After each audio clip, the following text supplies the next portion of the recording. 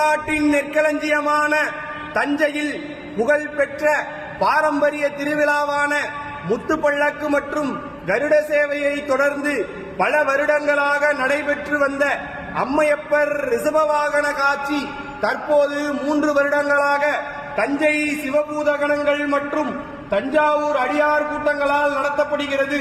இந்த ஆண்டு வருகின்ற ஆகஸ்ட் 10ஆம் தேதி ஞாயிற்றுக்கிழமை அன்று தஞ்சையில் உள்ள சிவாலயங்களில் இருந்து அம்மையப்பர் ரிஷப வாகனத்தில் புறப்பட்டு கொடிமரத்து மூலையில் அப்பர் மற்றும் சுந்தரருக்கு திருக்கைலாய காட்சி கொடுத்து 4 ராஜ மாட வீதிகள் வலம் வர இருக்கிறார்கள். அனைவரும் தவறாமல் கலந்து கொண்டு திருவருளை பெற வேண்டுகிறோம். மென்மைகொள் சைவ நீதி விளங்குக உலகமெல்லாம்.